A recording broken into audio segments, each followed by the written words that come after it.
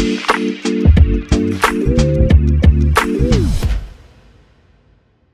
right, we're back here on the Chase Thomas podcast, taping this on a Thursday afternoon. That guy on the screen, youtube.com/Chase Thomas podcast. Old friend Connor O'Gara of Saturday Down South. Connor, good afternoon, sir. How are you? I'm doing well. It's we were just talking before we came on. Busy time of year. Got a lot of travel plans coming up in the next few days here. It was like, hey, get out of town before Christmas and then come back and travel some more. So I embrace the grind, but it is a chaotic time of year, not just in the SEC and college football, but just in life in general. Where are you going? I'll be flying to Atlanta on Saturday, and then I'll come back Sunday, and then I'll drive down. I live in Orlando, so I'll drive down to Tampa for the day on Monday and cover the ReliaQuest Bowl. I always want to call it the Outback Bowl still, but I'll be doing some Mike Leach things for Mississippi State. So yeah, it's a quick turnaround, but it's exciting. Yeah, we're not calling. Matt and I talk about this in the football show here. It's just it's so stupid because we grew up with it. Where it's like we're not calling it this other brand name. Our brand name is the right one from when we were growing up. It's like the Outback Bowl and whatever the Fiesta Bowl, the Tostitos Fiesta Bowl is more of our deal. And it's like, man, it's just different brands. I think it's just more of like they're not short, easy, memorable brands, right? Like if we just switched out the Outback Bowl with the Longhorns Bowl, Right. it'd be like fine, but you're like ReliaQuest. Okay, these names are just not very good. I think that's the bigger problem, is not the actual name brand change. It's that the new names are terrible and long and crazy. So it's funny. I was actually talking to a bowl sponsor rep yesterday, and one of the things, and it's from, and I don't want to call them out because it's from one of those bowl sponsors where you're like, you're probably not going to remember the name. But what was funny is, and they're relatively new on the scene. You can kind of use process of elimination with all the 42 bowls or however many we have. But one of the things that we were talking about was how it actually, they do that on purpose to get the name recognition kind of out there. And then people are like, what is that? And then if it starts trending on Twitter or something like that, they see it with the bowl name association. So they get great value out of people discovering what in the world they are. So sometimes for those obscure brands that you've never heard of, they take over for that exact reason. So all of a sudden you'll associate them with something. That makes sense. I don't like it though. Can I say that? I don't like it. I don't like their game that they're playing here, Connor. Something that I am very curious about. I want to get your perspective on it because we'll get to Tennessee because you and I were both on the Tennessee's beating one of Alabama, Georgia before the season train. And I tried to tell folks, it's like it's happening. They're beating one of the two. I think it's Alabama, but they're beating one of the two. And next year, don't ask me about next year. I think they're going 0-2 next year against that. That being said, the Dogs undefeated, and what I've said to this point is that I'm still betting the field against Georgia. And part of the reason I'm doing that is not because I don't want to see Georgia go back-to-back. We've never seen this before. Saban's gone back-to-back once, and this was in the pre-CFP era. It would be an unbelievable 2-year run where you lose so much defensive talent from a year ago. You just plug and play. Stetson Bennett just being the guy back-to-back years, Heisman finalist this year. Getting the most out of Jalen Carter in both of those games where he just wrecks havoc, kind of like he did against Tennessee in both games. Like that can obviously happen. My gut tells me one of the two, he'll be neutralized and Georgia will have to win in a different way. I don't know which one it's going to be. My hunch is Michigan.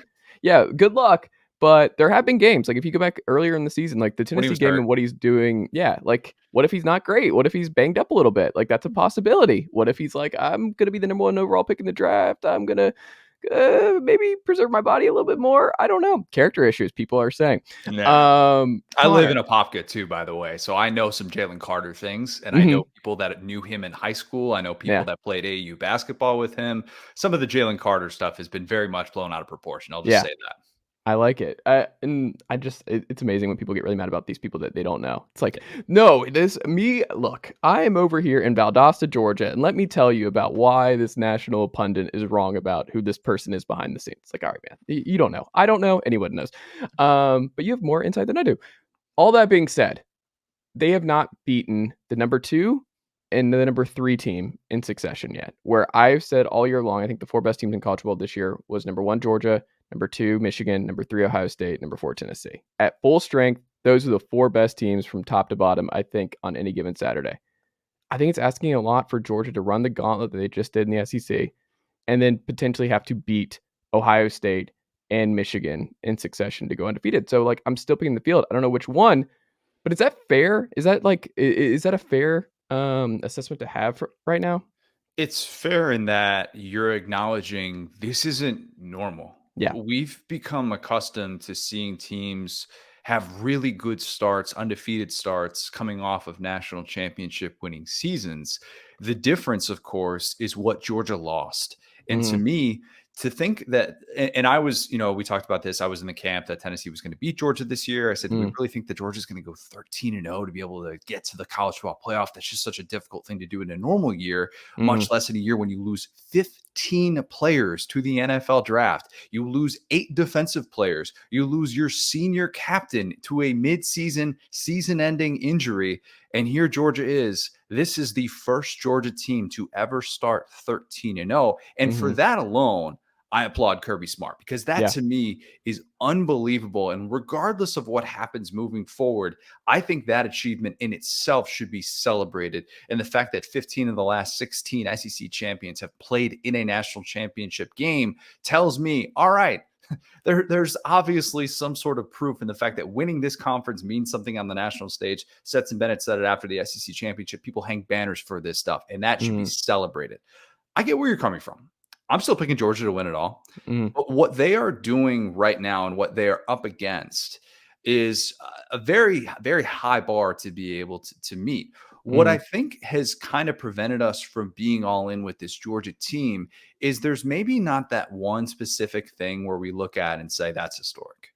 Hmm. And we're so used to, with recent memory, I think the last 4 national champions, in my opinion, you could stack them up and say these teams, short list of the best teams of the 21st century that we've seen between Hmm. 2018 Clemson, 2019 LSU, 2020 Alabama, and last year 2021 Georgia. And there's not that one historic thing about this specific team. And so maybe it's because they do all of these things good. Their offensive Mhm. line, in my opinion, should have won the Joe Moore Award as the best offensive line in college football. Their defense, even though they've got a bunch of guys that we still haven't necessarily declared household names yet, are making plays all over the place. Their offense, led by a certain Stetson Bennett, who's been in college since the Jimmy Carter administration, is still making big time plays, and he's playing the best football of his life. Todd Monken's dialing it up in ways that we're not used to seeing a Mhm. Georgia offense. They have their first top 40 passing offense since Aaron Murray left. They're doing a lot of things well. They don't have that stud back. They don't have a Todd Gurley, a Nick Chubb, a Sony Michel, these guys. But it's doing all of these things well together that has gotten them to this point. And in my opinion, they're still the best team in college football, and I would still pick them to win a 14 playoff. But sometimes the best team doesn't always win. Like, True. sometimes that's just not college football is better about this than other sports leagues, where I mean, I think people like to pretend the NFL is a lot more anybody can win in a given year than it actually is, where it's like you go back through the last, like, 7 years and number 1 and number 2 seeds are pretty good in making the Super Bowl in that regard. There's still only a couple that can win every year, but we can it's better branding for the NFL that it's like, hey, any given Sunday, and if you just get in, you have a chance of running the gauntlet. It's like, well, no, you probably don't. Like They your drafted some Your teams. Bears don't have a chance of winning the Super Bowl this year. No, No, no, they didn't. They no, absolutely didn't. But it's still like it's still weird how in the NFL, my Bears were an 8.5 point underdog against the hmm Bills this past weekend. Like a team yeah, that people are saying are going to win the Super Bowl potentially. And meanwhile, in college football, you could have a matchup of top 10 teams. Like last year, Georgia hosts Arkansas, and Arkansas is a 3-score underdog, and that game was over in the first yep. quarter. And it's like things like that still happen in college football, where it just shows you the elite, the separation from those below it. It's very significant, and that's what I think the difference is in college football. We'll end on the CFP with this, Connor. Of the two, who would you be more? Who would you bet has a better chance of beating Georgia in the CFP? Is it Michigan or is it Ohio State? I'm not throwing TCU because TCU is not beating Georgia. We can just go ahead and Yeah, disregard that one. That's not happening. Which one of the two would be more likely for you? I think Ohio State, Huh. but you know, there's a part of me that really is looking forward to the idea, and I'm just saying the idea, but the idea of a Michigan Georgia rematch, for the simple fact that I think Michigan is better than it was last year, and hmm Georgia maybe not quite on the level that it was last year. And I was at that game in Miami, and it was over in the middle of the second quarter. In my opinion, hmm knew who the better team was.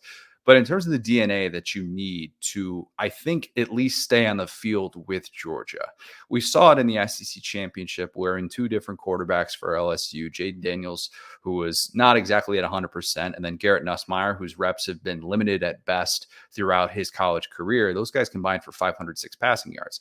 Why did they do that? Because they're actually willing to take chances downfield, and because they have guys that can get separation. They have a Malik Neighbors, a Kayshon Boutte. They have these guys who are able to get behind a secondary when you play press coverage. And when you make mistakes like Malachi Starks did in that game, then that makes a difference. They didn't make mistakes against Tennessee. There were a few, maybe 2-3 chances that Tennessee could have connected on in that game. But we came into that saying, well, this is what you need to do to beat Georgia. And I still believe that's what you need to do. You're not going to methodically drive down the field and have these 12-play drives wherein you're converting third downs left and right. That's not the way that you beat this Georgia team with how good this defense still is. It's getting those chunk plays. It's saying, hey, you're playing press coverage on the outside. We get protection one time. Our guy makes a nice play on the football. Now let's gain 50 yards. That's the way to beat Georgia. You talk about what Ohio State has working in its favor. Arguably, I know who I'm talking to here, the second best receiver in college football, Marvin Harrison Jr. They have obviously a group that is really loaded, even without Jackson Smith and Jigba, and Brian Hartline deserves so much credit for that. But they have the DNA with CJ Stroud to push the ball downfield. Now, where Stroud has struggled is when he gets pressure in his face. And when he has to make some off-platform throws, he can be had. I am not much of a CJ Stroud guy, so that's why I'm not predicting Ohio State to win this game. But if you were talking about the game plan to try and beat this Georgia team, it's trying to take the chances that I think Ohio State is going to be willing to take. Yeah, I mean, they're number one in net yards per play of 10 plus yards. So they average the most of anyone in the country. Georgia's number 23. So I feel like that's a big one. And then they're number one in scoring with the short field of anyone. So I was like going through BCF toys this week and just going through all that different stuff. I'm like, oh, so if Georgia gives them some short fields, like Stetson has a bad fumble or they get the bad punting night, that changes things. Maybe that's why Tennessee never punted, because Paxton Brooks was quietly just a dumpster fire this year. That was like one of the under talked about things when they're playing. I'm like, never punt. I don't know what happened to Paxton this year, but like never punt for Tennessee. Speaking of Tennessee, Connor, Joe Milton, like I was on Tennessee's 1-10 games this year. I said before the season, I was like, I would be surprised if Tennessee does not win 10 games with Hendon Hooker, a fully healthy Hendon Hooker. And part of that was Tennessee was the only team who finished with the top 10 offense last year in the Power 5 that did not win 10 games. You went up and down the list, the only one.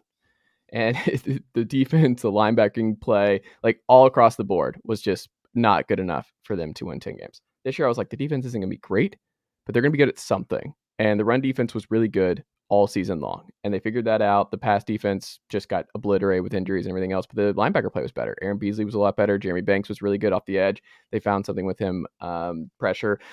Pressure-wise, Joshua Joseph was great, and we'll see what he looks like. Techie West looks like he's going to be a really good player on the inside. Like, there's a lot of dudes coming in. Janae Bradley, like, look, you don't have to, you know all the talent coming in this class, Connor. But when you look at Tennessee and Joe Milton on Friday, I've been asked a lot this week about like what I expect. I'm like, I have no idea. Like, Jalen Hyatt's not playing, Cedric Tillman's not playing, Darnell's not playing, Jeremy Banks is not playing. I have no idea. It's a homecoming for Joe, but I think people might be putting a little bit too much stock into how he plays, whether or not he wins. Like if he's the guy going forward, I think the momentum stuff is overblown. I'm like, that's not going to decide if he or Nico is starting week 1, or even Taven Jackson, who's still in the fold. It's going to be the spring. It's going to be the summer. It's going to be a neck and neck battle, and there are other factors influencing how that competition is going to go, I would guess. But I am curious to see if he hits. Like, he has to hit on some of these deep balls. They were not hitting in the Vanderbilt game. Part of it, you could say, conditions. It was pretty horrible, rainy, all that kind of stuff. But, like, he was still sailing those. And that is something that people undervalued about Hooker, is just that, like, he didn't have the arm strength that Milton does. Nobody does. Nobody does. But he puts so much air under those deep balls, and they were right where they needed to be. They were always in the breadbasket. He was so good at targeting defenders in a way that, like, they just had to either draw a flag for pass interference or just give it up to Hyatt or Tillman or whoever it was on the outside. Milton has never shown that. And I still I'm like, I don't know. I'm still betting against it. We have a little bit, like, it's just everyone is rooting for Joe Milton to break through, and I hope he is great on Friday. I just don't know. I have my doubts. I picked Tennessee to win, but like quietly, I just don't think Tennessee is beating Clemson on Friday. Where are you at with Milton and the future of the Tennessee Volunteers right now? Oh boy, where do we start? Okay. I don't think Tennessee wins this football game. Yeah. And it is rooted in my belief that Joe Milton, in this stage of his career, probably with what we've seen so far and the systems that he has played in, isn't all of a sudden going to figure it out. And those Mhm. listening to this are probably going to say, well, Hendon Hooker figured it out when he was 24 years old. I'd argue it kind of figured it out when he was 23 and the way that the offense looked last year. But I remember, even talking to Tavion Robinson, the Kentucky receiver who played with Mhm. Hendon at Virginia Tech. And one of the things that Tavion said was they let Hendon be Hendon. Mhm. And that scheme ended up being something that nobody would have necessarily expected him to play in when he was at Virginia Tech, but it ends up being exactly what Hendon needed. I don't know that there's a scheme for Joe Milton. I truly don't. And I say that as somebody who, look, and I don't know that we can call it a homecoming because like he's from Orlando. It's in Miami. Like I think it's like 45 minutes away is no, what I he's read. not. Is it No. not? I Well, read unless 45 minutes, or maybe family and friends are living 45 minutes maybe away. Yeah. that could be, but he didn't go Okay. to high school 45. That's Oh, like a 3.5 hour drive, but that's okay. That's irrelevant. That's just Orlando in me, yeah. coming out. But what's frustrating about Joe Milton is that you hear these comments from Josh Heupel, and you hear all these comments about he's really progressing, and I think he should be embraced for staying at Tennessee and being willing to develop into the scheme, not leave when Hendon takes over as the guy. We're seeing guys in the NFL right now who Marcus Mariota, Derek Carr, the second they get benched, they just leave. They just Yep. decide I'm not with it. Joe Milton deserves immense credit for that. Him being the guy, I have no faith in. I don't. I think you need to be more accurate than he is. If he balls out against Clemson, that would be a pleasant surprise. I Mhm. don't think there is any more pressure on any other player outside of in like a non-playoff game than there is on Joe Milton. I think there's a ton of pressure on him, and I think he knows it. I Mhm. really do, because if he doesn't play well, you have to seriously consider, if you're Tennessee, what the portal looks like. Yep. That's the way college football works. I said Sam Hartman would look great in a Tennessee uniform. I know the projection was to Notre Dame. Pete Thamel had that like immediately. I also wonder if that kind of raises the price a little bit, if that's why you say something like that. And then you're like, Mhm. oh, set the bar for Alabama and Tennessee to come in and start the bidding war and all that. But I don't have faith in Joe Milton just because I've seen a lot of him. And that even goes back to the Michigan stuff. But I think Josh Heupel has this fascination with Joe Milton dating back to when he recruited him when Josh Heupel was at UCF.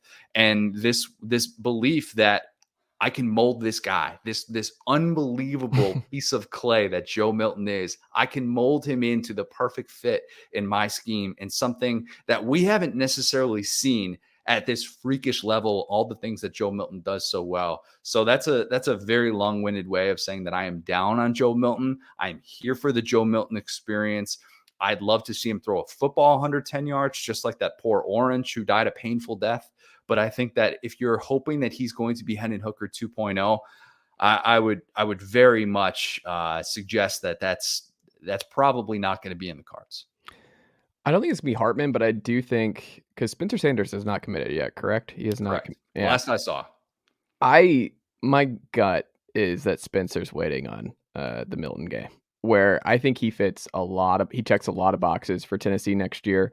I think he's someone who would be more likely because they want guys to be mobile. They want guys to move around.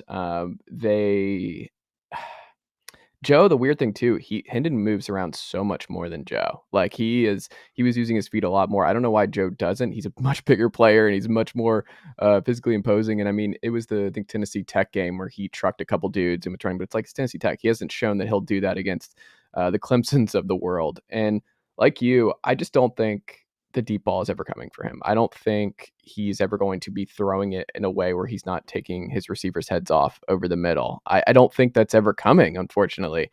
And like that's the crappy part is you don't want to just poo-poo this guy who has done the right thing by staying with this program and really committing to Heupel's scheme and playing behind Hendon. He's just been like the consummate pro and teammate. Like he's just so easy to Been root great. for and has just been so close with Hendon and has been great for Hendon, and you're like, everyone here in Knoxville wants to see him flourish. And we all have in the back of our mind, it's like, I don't think it's going to happen. And it's uncomfortable because you don't want to be right about this. No one in Tennessee wants to be right that it's not going to work for Joe ever. Can I ask you this question? Yeah. So with Hartman, Mm. the mobility thing, Mm. it would be different, obviously, than Hendon. There are quarterbacks in the portal, Spencer Sanders being one of them, who are certainly more mobile than Sam Hartman. Mm. When I close my eyes, though, and I picture him in this offense, I don't necessarily worry about that element so much. Mm. I picture how he is more willing than anybody in college football that I've seen in recent memory to hold the football at the mesh point and Mm. stare at those safeties over the top and think, what are you doing? Yeah. What are you going to do? And in Josh Heupel's scheme and the way that he is recruiting receivers and the way that they have developed, that to me just feels like such a great combination for somebody who, just casually broke the all-time ACC career touchdown pass record. Yeah. And to get him in that scheme, I bring that up because I would say if somebody like that is available, as opposed Mm. to the unknown of a Taven Jackson, and obviously Nico, I think he's got to be able to put on some weight. I talked about this with Trey Wallace, but we've both kind of been in agreement. Like if your design is for your true freshman to be your starter from day one, to me, that's a problem. I've talked about that with Florida with the Rashada thing and how I don't think that's the ideal formula. But if you can get a guy like that, Mm. and you just build your scheme around his skill set and you say, well, we'll take the good with the bad. And he can move some. He's not Hendon Hooker. Obviously, Mm. he's not that. But to me, I wonder if that's the upside. That's the move that you need to make if you're Tennessee and you're hoping to maintain that top 10 level. I also think though with Sam Hartman, and I think part of the reason that you throw like Notre Dame was thrown out immediately is just that like there's no competition. Like Tyler Buckner doesn't scare Sam Hartman. Like there's no one there. It's like the keys are absolutely Sam Hartman's.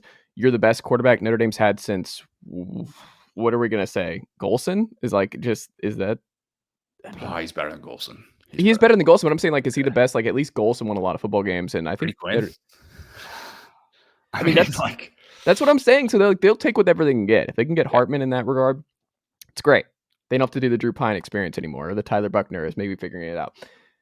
Tennessee, he has to like. I think one of the things that would scare these kind of quarterbacks who have like one final year is they're like, whenever I make a mistake, the Nico chants are coming. Like if I struggle just a little bit, like Nico is there. Like there's a looming 5-star, best physical, talented quarterback, like the most talented quarterback Tennessee's had since Peyton Manning on campus.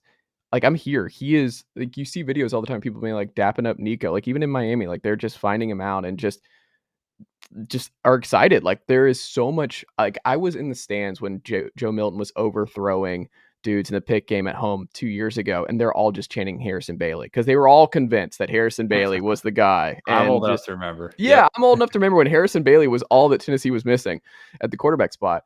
And I just, as someone quite familiar with this fan base, I think there is going to be so much pressure on whoever is starting over Nico right away that I think a lot of these guys are like, I don't know if I want to deal with that. And it's the reality of the situation of just Nico is going to play. Like I don't see a way Nico Iamaleava does not at least end the season starting for the Tennessee Volunteers. I think he's gonna find his way on the field.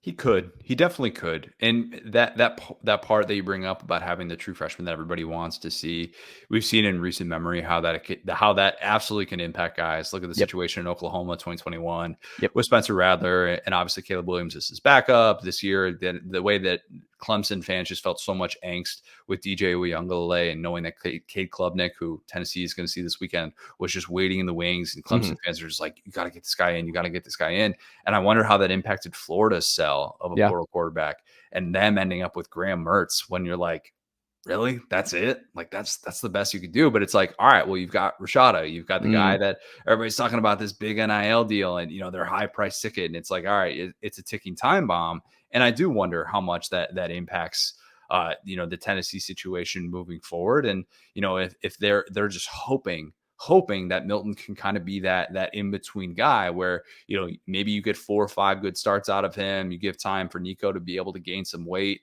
Or, we shouldn't dismiss Taven Jackson. We shouldn't necessarily assume that he's not going to be the guy. He's kind of the odd man out, understandably so. Right. Like, he's a little bit of like that, like kind of Garrett Nussmeier type thing right Mhm. now, where he's kind of like the in-between guy, and you kind of wait and see how that plays out. But yeah, there are a lot of very interesting variables at play for Tennessee. And, who knows how that's impacted by the way that this weekend plays out with Joe Milton, his performance in the Orange Bowl. I would love his player comp I remember on 247 was Jordan Love coming out of high school, and I was like, I wonder if he has the Jordan Love makeup. Can you back up whoever it is, Nico or Joe, for 4 years in college, and then just go away as a grad transfer and ball out at like Utah State and get drafted? There you go. That's the plan, Taven, because I feel really good if he was able to do that. Because like in modern college football, Georgia fans don't understand this, I think, going into next year, where it's like they're assuming that it's going to be Carson Beck and then Gunnar Stockton and Brock Vandagriff are all just going to be there. And They're I'm like, not. I don't think so. I think They're Vandagriff not. or Stockton's gone after spring ball. Whoever's number 3 in the depth chart is out. Like, Oh yeah. no, they're gone. So like Tennessee is going to lose one of the 3. And let me tell you, it's not going to be Nico. That is one of the 3 not. So you're like, is it Joe if he looks like he's behind Nico, or even Taven in spring ball? Like, is it Joe that leaves? But I don't know. It will not be those 3 as the quarterbacks for the Tennessee Volunteers in the fall. You mentioned Graham Mertz. I want to end here, Connor. This was like an under the radar like disaster for the Gators, Yeah. I think.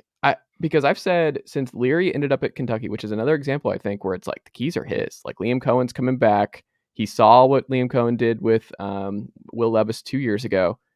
And it's like, oh, I mean, I have Kentucky. They're gonna have a better record than Tennessee next year. Like Kentucky's probably gonna be a 10-win team next year. I'm really high on that. I love Devin Leary. Like he I is do an too. exceptional player, and I think Kentucky's gonna rebound in a strong way next year. Rich Gangarello not in the picture. Like it's gonna be a very The different. doppelganger's back. We're good. Yeah, the doppelganger's back. I think there's already so much pressure. 6 and 7 back-to-back years for the Gators. I think he has to win 8 games to like kind of appease, because you saw what Heupel did in year 2. A lot of coaches break through. Lane Kiffin broke through in year 2 at Ole Miss. I think with the portal and everything else, you are able to flip these teams way faster. You don't get the 3 to 5 years to rebuild. And you're like, hey, it's going to be a process. You're Yep. like, shouldn't actually have to be a process anymore. And if Graham Mertz is the guy for like 6 games, 7 games, like you open at Utah. You open at Utah with Graham Mertz, the Graham Mertz that we saw. Like, I think it's a disaster what happened with Florida. Like, if I'm a Florida fan, I'm terrified. And if I'm Billy Napier, man, I don't know. I'm pretty down on Florida right now. Are you? Yeah. And I've defended Napier a Mm-hmm. lot. And I think there are still some things that can happen with the portal and some of these spring editions. We'll kind of wait and see that plays out. Maybe they're not even done adding Yeah. quarterbacks just yet. And maybe there's this hope. Florida fans are selling themselves on Graham Mertz being Austin Appleby. That's their hope, right? Austin Appleby, who actually lost Tennessee. Mm-hmm. The hope is that he is bridging the gap for the next talented quarterback and giving Rashada enough time to be able to Mm-hmm. develop in the scheme. And there's this hope that he can just give you a couple months, whatever it may be, and then of good enough play. And then, all right, maybe one bad game, it's Rashada time. Like Mm-hmm. that's the hope for Florida fans. I'm pretty underwhelmed by Graham Mertz, and I'm underwhelmed by Graham Mertz at Florida. That's the difference, Mm-hmm. because if Graham Mertz is going to LSU, or shoot, even if he's going to Kentucky, where Kentucky's got Dane Key, Berrien Brown, 2 stud freshman receivers. We'll wait and see Mm-hmm. kind of on Tavion Robinson if he's going to be coming back too. But if he's going to a situation like that with great surroundings, I'm like, all right, this is Mm-hmm. exactly what he needs. Get him away from that Paul Christ offense, whatever you want to call it. Get him to a place where you can actually throw the football downfield. It's not just run the ball, playing 20-degree weather in the last month of the season. All right, let's see it. This guy was the U.S. Army All-America MVP in 2019 for a reason. Let's see Graham Mertz fully unleashed. But he went to Florida. And Billy Napier's scheme in year 1, it didn't give me a ton of confidence from him as a play caller. Mm-hmm. Florida fans know it. And I'm not sitting here saying like wholesale changes need to be made. He's in over his head. It's never going to work. If you're dismissing Billy Napier right now, to me, I think that's premature. I think people look way too much into year 1 results. History tells us that it's really just not a good barometer for success or failure. Like Mm-hmm. what happens in year 1. Year 2 is different. Year 2 is different. If you can't get quality quarterback play, and if we're still asking these questions at the end of the year about your play calling, and if we're still talking about your lack of depth at receiver, which they dealt with a ton down the stretch, in part because of opt-outs, in part because the cupboard was a little bit more bare than people care to realize. But if we're still asking these questions at the end of year 2, that's bad. That's real bad. And Scott Strickland, while I don't think he's going anywhere anytime soon, usually don't get to make like 3 football hires, and I don't think he wants to do that at all. So I think that's the big question that we have moving forward. I'm still holding out hope that Billy Napier is going to show that he has the right vision. He beefed up the support staff. He's got a different temperament than Dan Mullen and Jim McElwain and even Will Muschamp. And he's kind of the temperament that they need to be able to maximize those new resources that they just got. But man, I have some questions. I have some serious long-term questions about the direction of the program. And if Billy Napier is going to be the guy that many thought he would be when he was hired to take over just a very kind of messy, sticky situation. What do you think right now with this roster? Do you think they win 7 games, 8 games? What do you think Yeah. this is? I think they were a 7-5 team next year.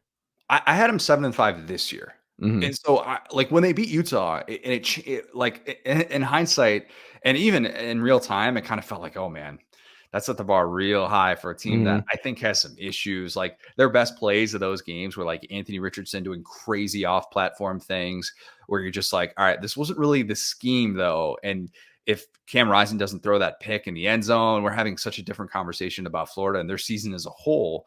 But the issue that I have with saying like, oh, they're just going to be in the same exact spot, I think they're going to do a ton of heavy lifting in the portal. I think Billy Napier knows it. I think he knew it in spring when he made a sort of public call to get more guys to come to Florida in the portal. And I think after seeing the way that it played out in year 1, he knows he needs to rely on that more than ever.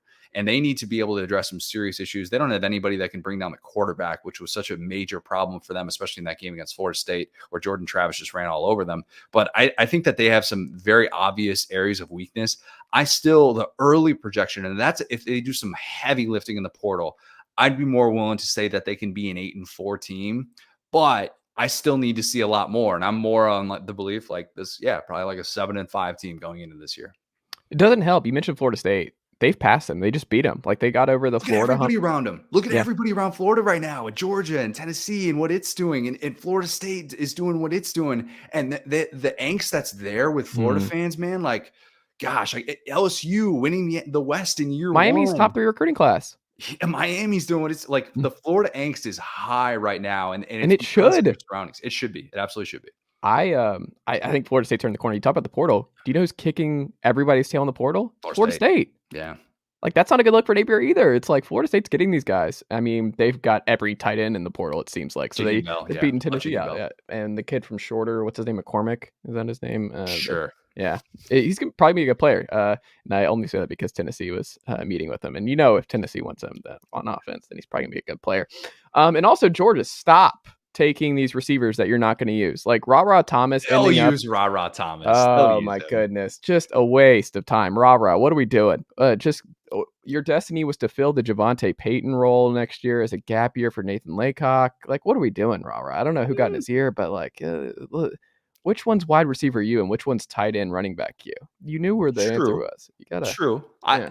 I liked that fit in Monken's scheme and the way that they're going to be able to use him, somebody who obviously understands playing in zone coverage and being able to, because that's the way that teams are going to start playing Georgia a little bit more now, because they're not going to want to have one-on-one coverage with Brock Bowers or somebody like that. So I like the fit a little bit more so, and teams are just going to like load the box and then play like press man with Georgia having 2 receivers on the outside. You kind of have to play them zone with the scheme that Monken has, but I get it. They haven't had that wide receiver talent. Like who was I talking? I was talking to Jaden Hazelwood about this, and Jaden said something like, "Yeah, like I mean, because he's from Atlanta, and he came down to Georgia or Oklahoma, and he's like, kind of looked at that Georgia offense and I'm like, receivers, I'd rather go to Oklahoma."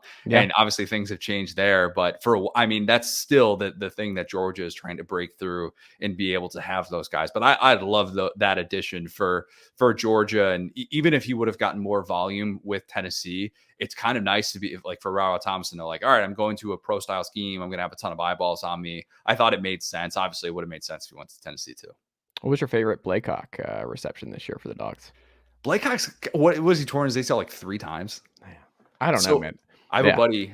He's been more involved. I have a buddy who's a Georgia fan, and he did the Dominic Blaylock prop Saturday for first touchdown. You want to guess what those betting odds are? What is it? It's plus 5,000. Oh my God. And he's like, if I hit this, it makes my day. And he's like, his snap count is up. Like, that's one of those flyers that you just randomly take. But yeah, Yeah. Dominique Blaylock, I still forget that he's on the team because I Mhm. still remember watching, was it 2018 SEC championship? I remember watching that being like, this guy's going to be really good. Mhm. And it's like, oh, he's year 5. He's had like 3 medical red shirts. I hope the best for that kid, but man, he needs a new pair of knees.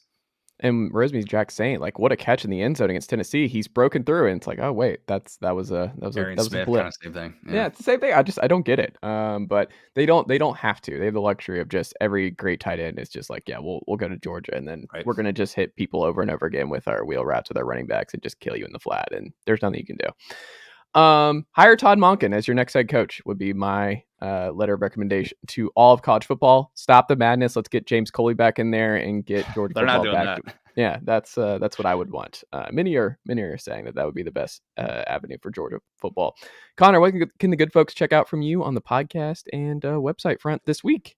Yeah, appreciate that. A lot of great content, SaturdayDownSouth.com. I always tell people it's a one-stop shop for any college sports fan. Nobody gets any work done this week anyways. It's the least productive week in America in the workplace. So I always just say, like, just spend an afternoon just clicking on a bunch of stories. You're like, oh, that guy went in the portal. Oh, this guy, Trey Knox, went to South Carolina. Missed that one. Good thing that you guys got that covered on SaturdayDownSouth.com. I always say our news team does such a great job with all of our news coverage. I've got a ton of columns this week, Georgia related. Matt Hayes is covering a bunch of stuff for us as well. We're going to be at bowl games. I'll be in Atlanta for the Peach Bowl. And then, like I said, I'll be going to Tampa for the ReliaQuest Bowl, Outback Bowl. Let's call Outback it what it is. Bowl, yeah. Yeah, but we'll have a ton of Well, coverage. don't upset your friends in the bowl naming industry, Connor. The ReliaQuest Bowl. That wasn't the one that wasn't the bowl exec that I talked to. But there was another one involved in a certain SEC bowl that they realize that their name is not out there yet, and they hope for quality games. We'll save that conversation for off air of which bowl that was. But yeah, you'll definitely know who it was. But yeah, we have a lot of great coverage. SaturdayDownSouth.com, Saturday Down South podcast, cranking out episodes. It's a busy time of year, but man, I love it. Bowl season it's fast. I don't get much sleep, but you can sleep when the season's over. There you go. Connor O'Gara, thank you as always, my friend, and we'll have to check back in again soon. Awesome.